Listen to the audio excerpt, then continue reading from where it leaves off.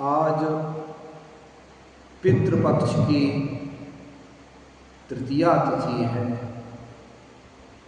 आज के श्राद्ध और तर्पण के विषय में जैसे कि सबको अवगत है कि ये पितृपक्ष के जो 16 श्राद्ध हैं, इन श्राद्धों में कौन सा पुत्र, कौन सा पिता, किसका श्राद्ध करना चाहिए, श्राद्ध कैसे करें, तर्पण क्या है, इन सब की चर्चा हम विस्तार से कर रहे हैं। उसी श्रृंखला में कल हमने बताया था कि कौन सा पुत्र बड़ा भाग्यशाली होता है। गोस्वामी जी मानस में लिखे हैं, तनय मातु पितु तोषण हारा, दुर्लभ जननी सकल संसार। ऐसा पुत्र जो माता पिता को संतोष पहुंचाता हो, तोषणहारा सुख पहुंचाता हो, दुर्लभ जननी सकल संसार। हे माँ, राम जी कहते हैं कौशल्या से जब वार्तालाप हो रही है कि हे माँ, ऐसा पुत्र संसार में दुर्लभ होता है। आज तीसरे श्राद्ध का जब हम तर्पण करते हैं, श्राद्ध करते हैं, उसमें आवश्यक है कि हमारी श्रद्धा का समावेश होना आवश्यक है। विनय पत्रिका में एक पद लिखे हैं गोस्वामी जी कि प्रेम वारी तर्पण भलो, धृत सहज स्नेह, संशय सवर समाधि अग्नि क्षमा, ममता बलदेव। प्रेम वारी तर्पण भलो। ये 15 दिनों में, ये पितृपक्ष में जब कभी आपको अपने पितरों की याद आए, आपको अपने पिता की याद आए, प्रेम वारी, तो जल से 2 बूंद प्रेमाश्रुओं की यदि टपक जाए तो समझ लीजिए तर्पण हो गया।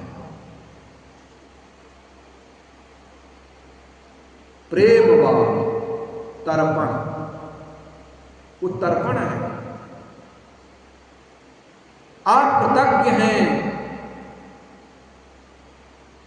आप अपने बाप की प्रतिमा को देख करके या बाप को याद करके कि पिता, हे पिताजी, हे मेरे पितृ, हे मेरे दादा, हे परदादा, आप सबकी कृपा से, आप सबके आशीर्वाद से आज मेरा कुल पनप रहा है। ऐसी कृतज्ञता व्यक्त करते हुए आंखों से प्रेम के अश्रु टपक जाए तो मान लेना कि तर्पण हो गया, तर्पण हो गया। प्रेम वारी तर्पण भलो, धृत सहज स्नेह। जब पितरों के सामने हम दीपक जलाते हैं तो गोस्वामी जी कहते हैं कि इसका घी किसका होना चाहिए, उस दीपक में सहज स्नेह,